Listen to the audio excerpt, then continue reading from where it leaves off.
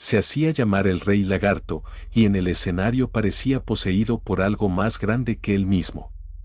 Jim Morrison, líder de The Doors, fue uno de los personajes más magnéticos y perturbadores del rock, un poeta salvaje que empujaba cada límite hasta romperlo. Pero a comienzos de los años 70, agotado por los juicios, los escándalos y la fama, decidió huir de todo y refugiarse en París, la ciudad de sus admirados poetas. Quería dejar de ser una estrella de rock y volver a ser, simplemente, un escritor. Lo que ocurrió allí, en el verano de 1971, sigue envuelto en niebla. El 3 de julio, Morrison apareció sin vida en la bañera de un departamento parisino. Tenía 27 años. No hubo autopsia, casi nadie vio el cuerpo, y el ataúd se cerró antes de tiempo. De esa neblina de incógnitas nació uno de los mitos más tenaces del rock, la sospecha de que el Rey Lagarto no murió aquella noche, sino que fingió su propia muerte para desaparecer del mundo. A principios de 1971, Jim Morrison estaba exhausto. The Doors venían de años vertiginosos, marcados por conciertos legendarios pero también por arrestos, demandas y una presión que lo asfixiaba. Cansado de ese torbellino, Morrison tomó una decisión drástica, dejarlo todo y mudarse a París junto a su compañera. La capital francesa representaba para él un sueño romántico, la tierra de los grandes poetas malditos que tanto admiraba. Allí quería reinventarse, escribir versos, caminar sin ser reconocido, recuperar una vida normal lejos de los escenarios.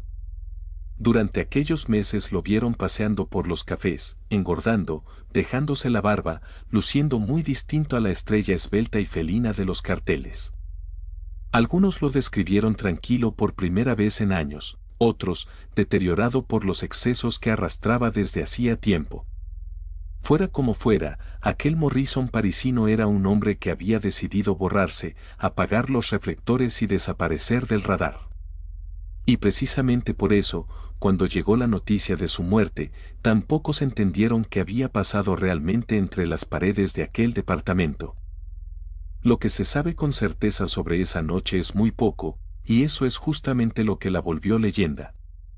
Según la versión que trascendió, Jim Morrison fue hallado sin vida en la bañera del departamento en la madrugada del 3 de julio de 1971. La causa oficial que figuró en el certificado fue un fallo del corazón, sin ningún indicio de violencia. Pero aquí empiezan las sombras. No se practicó una autopsia, algo permitido por la ley francesa cuando no había señales de crimen. Muy pocas personas llegaron a ver el cuerpo antes de que el féretro fuera sellado. La noticia, además, no se hizo pública de inmediato, sino varios días después, cuando Morrison ya había sido enterrado discretamente. Para cuando el mundo se enteró, todo estaba consumado y no quedaba nada que examinar. Aquella suma de ausencias, la falta de autopsia, el ataúd cerrado, los testigos contados, la demora en el anuncio, dejó un hueco enorme. Y como suele ocurrir, donde faltan respuestas, sobran teorías. Casi de inmediato empezó a circular una idea fascinante, ¿y si Jim Morrison no hubiera muerto? Sus seguidores señalaban que el propio Morrison, cansado de la fama, había fantaseado alguna vez con desaparecer, incluso con inventar su propia muerte para empezar de nuevo bajo otro nombre en algún rincón del mundo, quizá en África. Según esta teoría, todo habría sido un montaje perfecto, un ataúd cerrado sin cuerpo dentro, una tumba vacía, y un poeta libre por fin de su leyenda. Durante años, algunos aseguraron haberlo visto vivo en distintos lugares, aunque nunca apareció una sola prueba sólida. Es importante decirlo con claridad, nada de esto se ha comprobado jamás, y para la inmensa mayoría no es más que una hermosa fantasía nacida del dolor y del misterio. Pero la idea era tan poderosa, encajaba tan bien con el personaje escurridizo y rebelde que fue Morrison, que se negó a morir junto a él. Y así, el Rey Lagarto se convirtió, para muchos, en el fantasma que quizá logró escapar. Si hay un lugar donde el mito de Morrison sigue latiendo, es el cementerio de Père Lachaise, en París. Allí, Entre las tumbas de escritores y músicos ilustres, descansa una lápida sencilla que se convirtió en punto de peregrinación para seguidores de todo el planeta.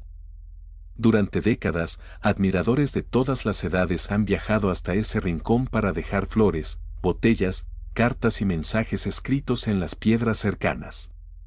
Tal fue la avalancha de visitantes que las autoridades del cementerio tuvieron que reforzar la vigilancia de la zona. Y, como no, la propia tumba alimentó el misterio. Hubo quienes, aferrados a la teoría de la muerte fingida, aseguraban que bajo esa lápida no había realmente nadie. Nunca se ha exhumado el cuerpo para comprobarlo, y esa incertidumbre mantiene viva la leyenda. Perea-Lachaise se transformó así en algo más que un sepulcro, es el altar de un mito, el punto exacto donde la historia real y la fantasía se abrazan y donde cada visitante decide, en silencio, cuál de las dos versiones prefiere creer. Al final, la historia de Jim Morrison encierra una paradoja hermosa y triste.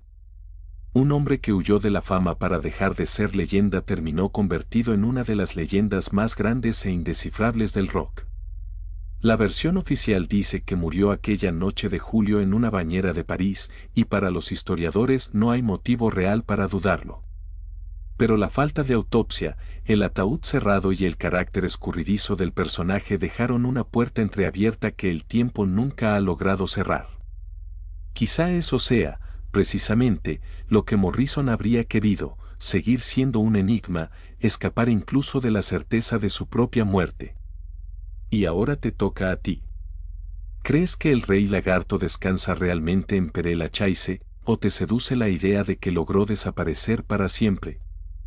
Déjame tu teoría en los comentarios, y si te apasionan estas historias oscuras del rock, suscríbete al canal, porque esto apenas comienza.